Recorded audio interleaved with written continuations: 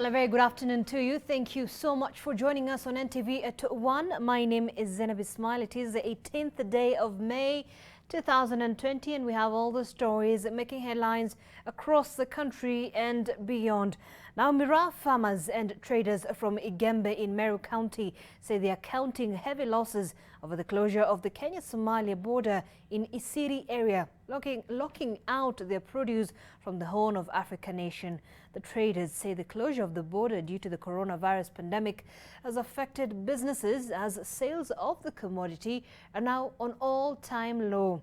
They say the closure of the border has denied them access to Miraa markets across the region and especially in Somalia, where the demand for the commodity is high. They now want the government to release the 2 billion shillings promised by President Uhuru Kenyatta to jumpstart the trade.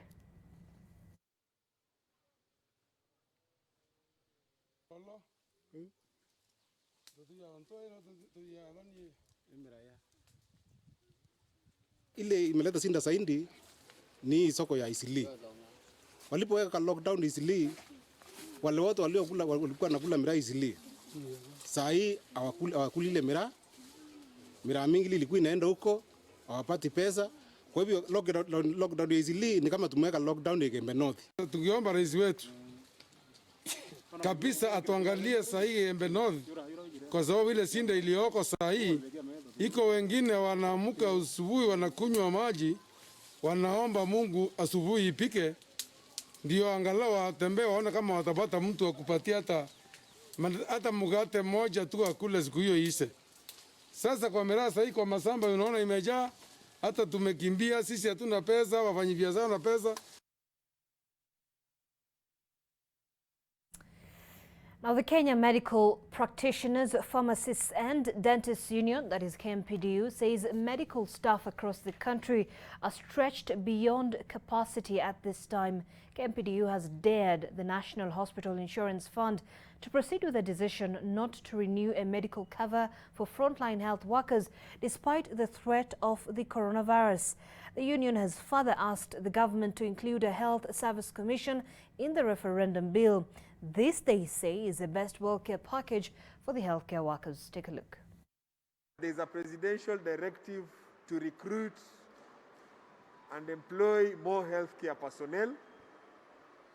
It is a big issue for us now. It is a concern. Remember, the country has now surpassed the 800 mark for COVID-19 cases.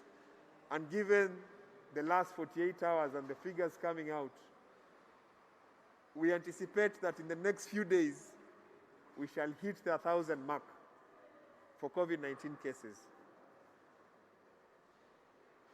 During this period, the employment process has stalled. The advertisements were closed over 3 weeks ago.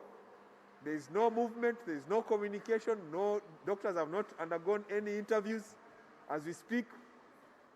And the health workers on the ground are strained to a level where they are just trying their best to ensure that they give the service. So we need this health workforce to be enforced and reinforced by providing and employing and deploying more healthcare personnel. Meanwhile, it is becoming increasingly impossible for Kitui Governor Charity Ngilu to pass her agenda in the county assembly as relations between her government and the House go south. The most recent of their troubles is the rejection of 6 county public service board members whom the assembly says are not qualified. Governor Ngilu says Wiper leader Kalonzo Musyoka's hand is dominant. The bad blood between Wiper leader Kalonzo Musyoka and Kitui Governor Charity Ngilu continues to play out publicly. Their differences are now playing out in the Kitui County Assembly as Wiper MCAs are now accused of frustrating every agenda that comes from the executive. He is not punishing me. He is not fighting me. He cannot do this because the people he is fighting are his very own people. Venting out her frustrations in a press conference, Governor Ngilu accused the MCAs of working with forces outside the assembly to slow down her development agenda. It has been a nightmare working really with a person in the name of the Speaker but who has been in politics with me. The governor should do the right thing. And I am sure the Assembly of Kitui is ready to do the right thing. On Wednesday, the Assembly rejected all 6 nominees to the County Service Board, with fears of a supplementary budget in the offing from the executive may also suffer the same fate. The board does not have anybody who has a human resource background, even education. The chairman who was purposed to be the chair is a laboratory technologist dealing with insects or parasites. Ngilu now wants the MCAs to set aside their political differences and focus on service delivery. Kitui people did not make any mistake electing the members of the county assembly where they are with the party with which they were elected. They did not make any mistake electing me as their governor within the party that I was elected. The Assembly has also faulted Ngilu for dragging Kalonzo's name into the county mess, saying they work without interference from the Wiper party leader. Honorable Kalonzo Musyoka does not work for Kitui County. He's not a governor of this county, and he is not an MCA. The governor should not go to the extent of blaming His Excellency Dr. Kalonzo Musyoka on issues which have a lot of mistakes. Residents have urged the county leadership to set aside their differences and join hands to accelerate development. Kennedy Muredi, NTV. The first one.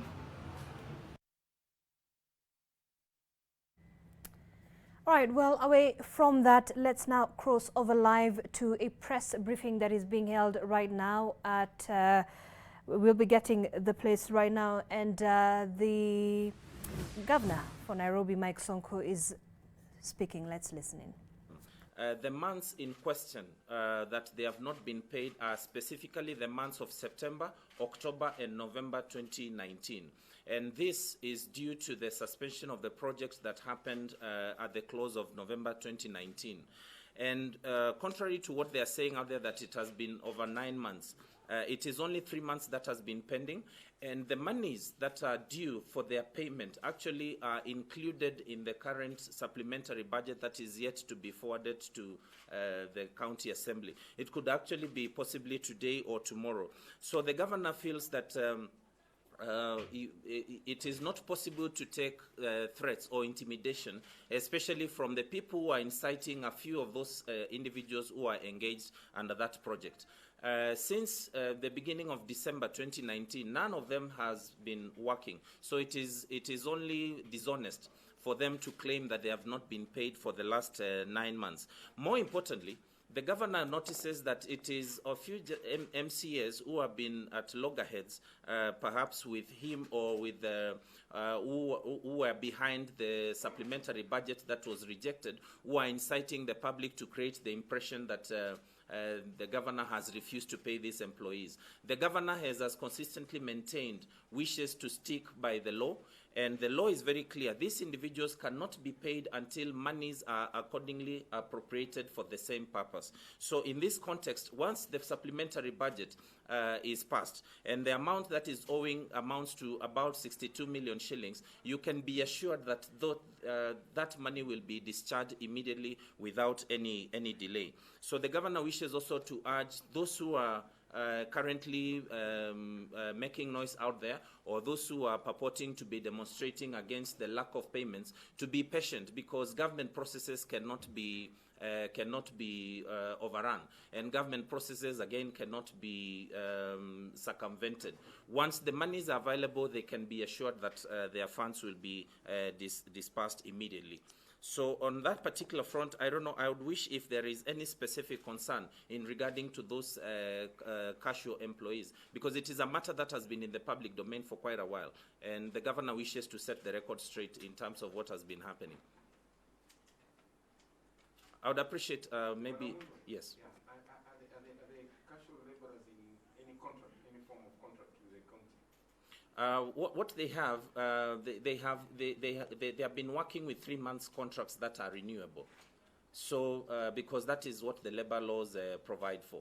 So what we have currently, the framework is all the ones, especially those who are provided by the MCAs, have been listed under that particular arrangement, under the devolution and public service docket. And that's how we have a database of all those who have been working, those who are recruited directly by the county government, and also those who are directly recruited by the MCAs.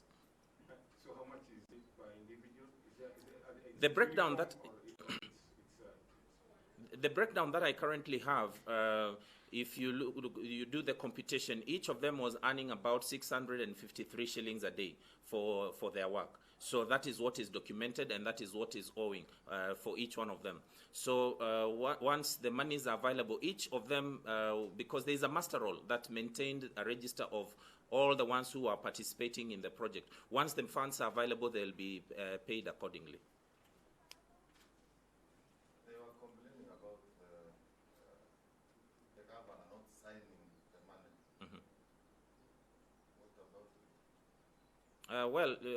That may be misinformation actually in the public domain, because you realize the governor does not just sign monies for independent projects. The governor actually assents to a bill once it is satisfactorily passed through the normal process. And as all of you are aware, we had a supplementary budget that was discussed in April this year. The governor sent it back to the assembly with a memorandum. The assembly again purported to pass the same budget without consideration of the governor's memorandum. And as all of you are aware, last Monday the same act, the Supplementary Appropriations Act 2020, was degazetted by the government printer. So the process, as we indicated earlier, started afresh. And as we are speaking now, the supplementary budget is ready for presentation before the assembly again for consideration. That could happen either today or even tomorrow. Well, that's Ben Mulwa speaking, the Nairobi County Governor's spokesperson, of course, addressing issues that have come up in terms of the Nairobi casual laborers impasse that is currently ongoing. Now, the Kenya Medical Practitioners, Pharmacists and Dentists Union says the medical staff across the country are stretched beyond capacity at this time, and we did hear a statement there from one of the union leaders, and we're now joined live by Ngina Kirori, who was listening to that press briefing. Ngina, very good afternoon to you. What are some of the most pertinent issues that have been raised today with regards to the press briefing from KMPDU?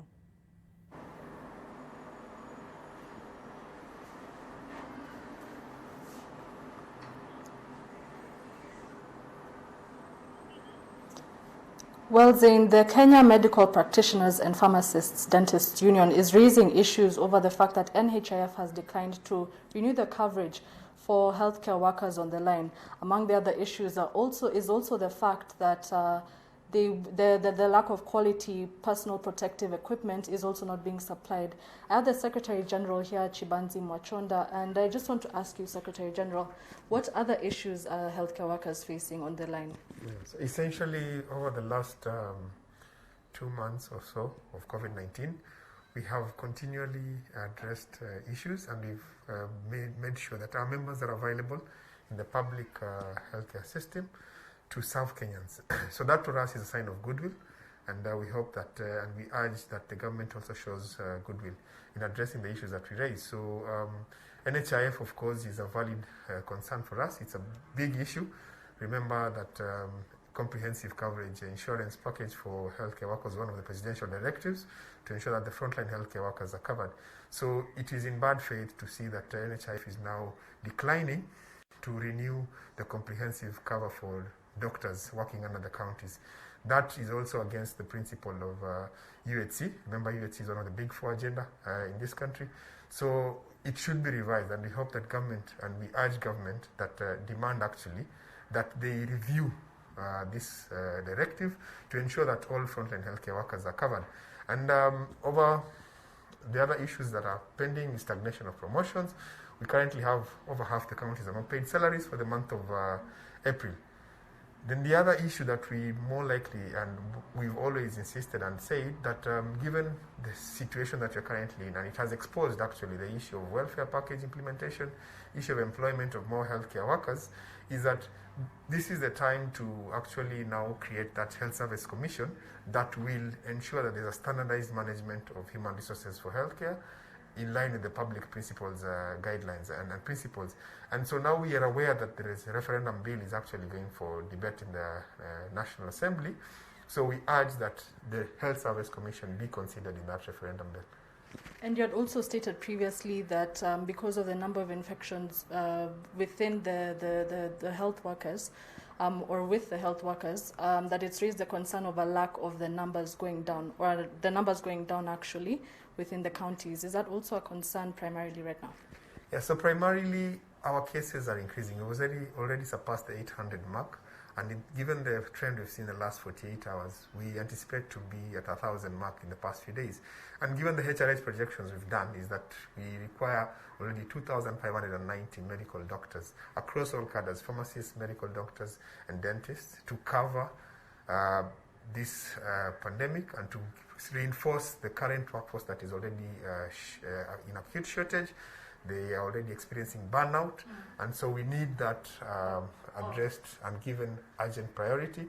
In addition to that is to ensure that PPEs are provided for the healthcare workers, and we thank that the Kenya COVID-19 Fund for actually prioritizing procurement of PPEs. It is a good step, and we thank them for that. But more importantly is that the two levels of governments actually should continue ensuring that there's adequate provision of PPEs for the healthcare workers. All right, great. All right, thank you so much, Zainab. That is the current state according to KMPDU. Over back to you. All right, thank you, Gina Kirori. Meanwhile, health workers in Busia County have vowed to proceed with the strike despite their leaders calling off the nationwide downing of tools for 21 more days to give room for discussions. The nationwide health workers strike was to commence today, but was called off after the leaders met with officials from the Ministry of Health. Busia County workers have however said that they will push on with the strike due to a failure by authorities to honor a collective bargaining agreement that had been signed with the county administration. They say employment and promotions by county government have been marred by favoritism. The workers say they will not relent until the government will respond to their grievances.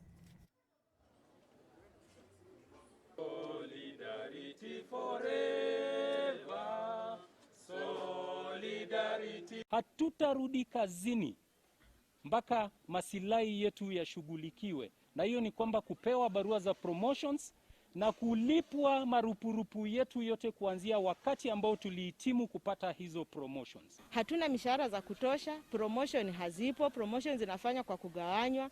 Kama ni kuandikwa kazi, watu wanaandikwa kazi kwa kujuana. Hatuelewi ni nini inafanyika na sekta yetu ya HR, hatuelewi nini inafanyika kwa ofisi ya chief officer. All right, let's cross over live to Murang'a County, where Devolution Cabinet Secretary Eugene Wamalwa is touring areas that have been affected by landslides and floods. He's also flagged off trucks of relief that will be distributed to the affected families. And Martin Moro is joining us live for more. Martin?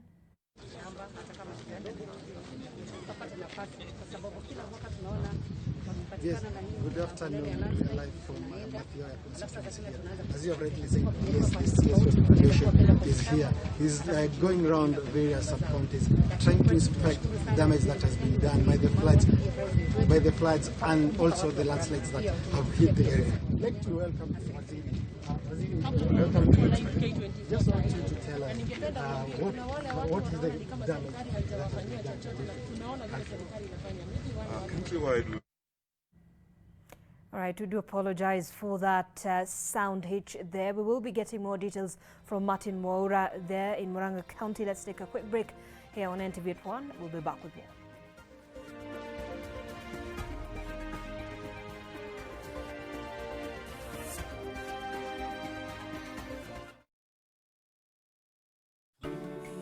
Wajua wanasema food has memory, and those who nourish you are never forgotten. Unakumbuka the auntie who made sure you shibat? We jamaa wa nyama, ule anakuwekea nyama poa ya choma. The dere, happy to share your takeaway. Na huyo mama wa chai, ule ana warm your lunch before you ata uliza. Your mama mboga, ule anakuongezea ata nyanya. Ule waiter kusava haraka. Na ule mandazi lady, ule anakuwekea ndao moja ya baadaye. Na your boda rider, ule jamaa kufikisha haraka. Now this is the time to let them know they are not forgotten. This is the time to make sure every table in Kenya has food on it. The points on your phone can be food in their home. When you sit with a plate of food today, pledge to stand for someone who has put food before you. Dial *126# to transfer your bonga points now so they can buy food and necessities at any outlet with a Lipa na M-Pesa till. Safaricom is for you.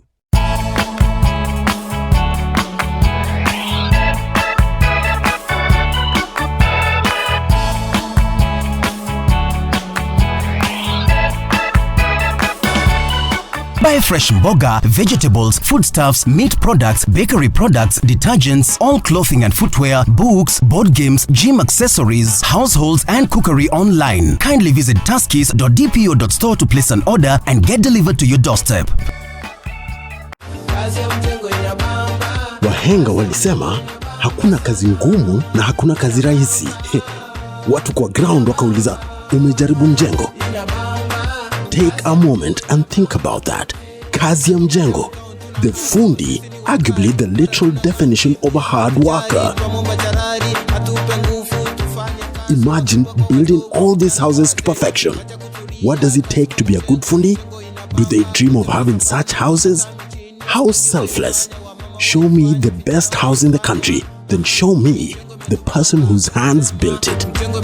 Show me a better definition of unsung heroes. Every Friday at 7:30 p.m. on Weekend Edition. Basic protective measures as guided by the World Health Organization.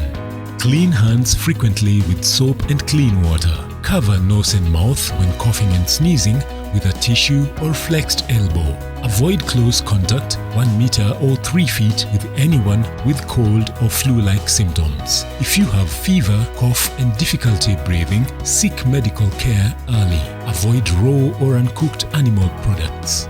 Help the world put an end to the spread of respiratory diseases by sharing this message with a friend. Message brought to you by Sour Herbal Family Bath Soap.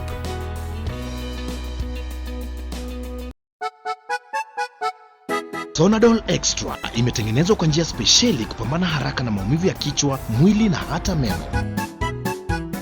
Sonadol Extra, hakika maumivu yakizidi, pata ushauri wa daktari.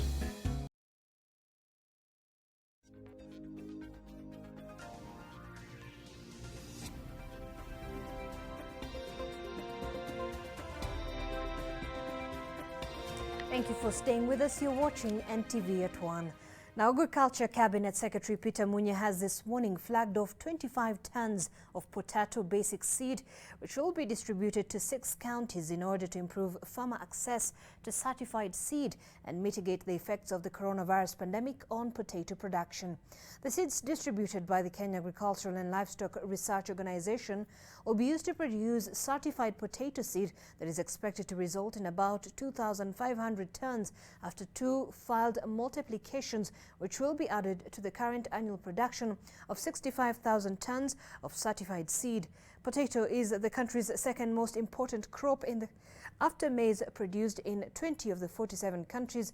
But different production challenges facing farmers have left production at an average of 10 tons per hectare against a potential of 60 tons per hectare. We have problems that are affecting our country, majorly the COVID-19. We have also the problem of flooding that has extensively affected our agricultural production and subsequently our food security in this republic. All our centers and all our other areas where we are going to supply seeds and planting materials. I am therefore directing all the institutions under the ministry to focus further towards the seedlings initiative under the social corporate responsibility by increasing the number of seedlings for distribution during the October, November, December rains. This is in addition to the rainy seedlings that were to be distributed during the March, April, May rain period. And residents of Marsabit County are living in fear of increased attacks by stray dogs wandering in the towns in their hundreds. The county government says it has received reports on sporadic attacks on livestock by the dogs for the past 2 years. Mamo Ali has more. Man's best friend, not so much in towns in Marsabit County. The canines have invaded the urban centers, attracted by the food they scavenge from uncollected garbage in towns. And it is a big concern to our public health. And we really attribute the growth of this population of dogs to waste disposal. If you go to town today, you can find a lot of food that dogs can feed on, and they can easily breed. Their presence here is, however, not welcome by residents who fear for their safety. They have asked the county government to act and rid the towns of the stray dogs. We have been communicating even to the Kenya Veterinary Service providers. They are not giving us the way, and we cannot figure out by ourselves.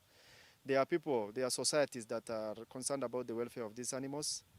We don't want them to be, disposed in a rude way or in an inhumane way. Our concern is about putting this thing to stop. Although the county officials are aware that poisoning the dogs is against the law, they say, as it stands, they have no alternative methods of ridding the streets of the animals and are asking to be allowed to use specific chemicals to kill the strays.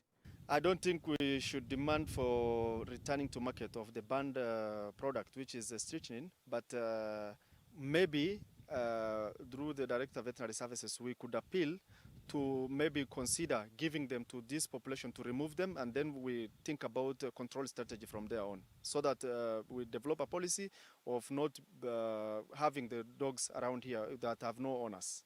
Mamo Ali, NTV, Marsabit.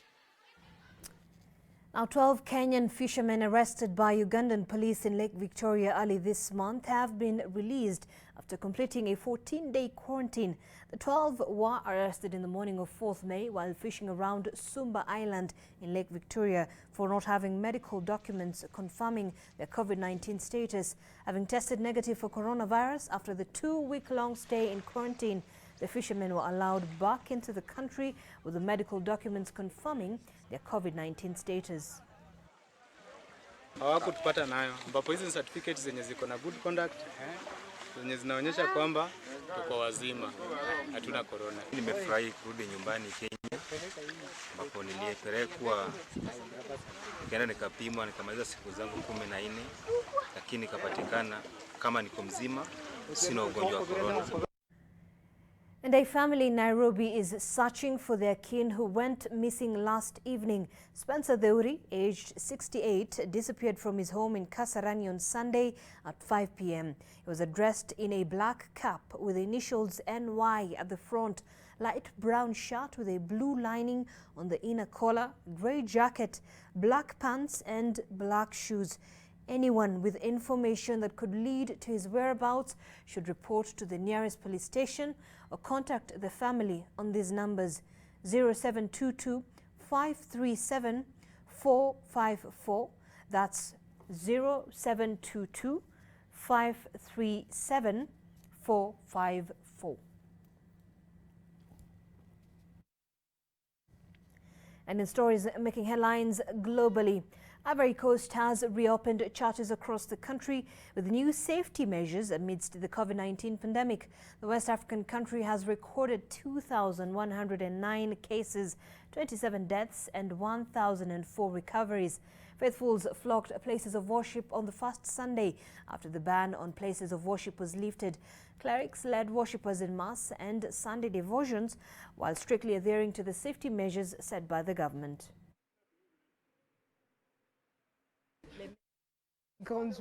It's a moment we've been looking forward to, so let's give glory to God for that moment. It was beautiful and really a lot of peace and joy to resume this Mass, to meet the other parishioners again, to see our priests at work. And in sports, the first round of fixtures since the return of football in Germany continues, as the Bayern Leverkusen will be looking to continue their pursuit of a top 4 finish when they face Werder Bremen at Weser Stadion tonight. Bundesliga leaders Bayern Munich comfortably beat Union Berlin 2-0 in another strange game as the league's return continued during the coronavirus pandemic.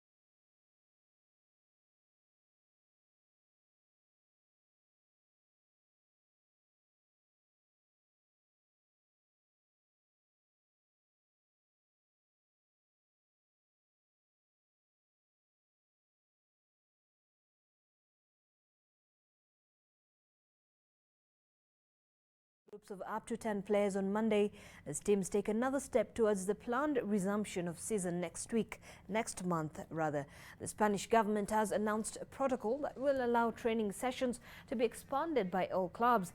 The move comes as a boost to La Liga's hopes of restarting the season following the lead of Germany's Bundesliga, which staged games behind closed doors on Saturday. Teams in the top two divisions in Spain have already returned their training grounds this month, with players working individually as part of La Liga's staggered program.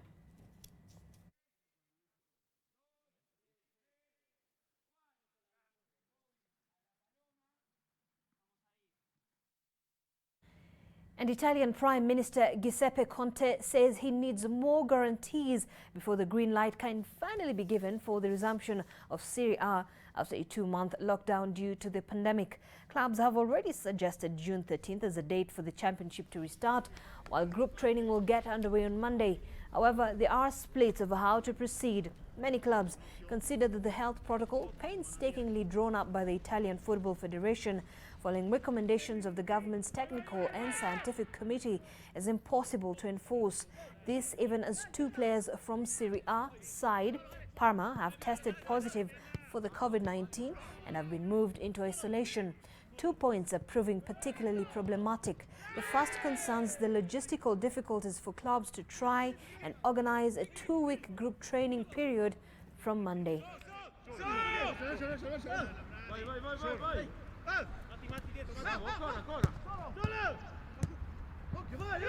And that is where we wrap up our bulletin this hour. Many thanks for keeping us company. Stay with us. My name is Zainab Ismail. Do enjoy the rest of your afternoon.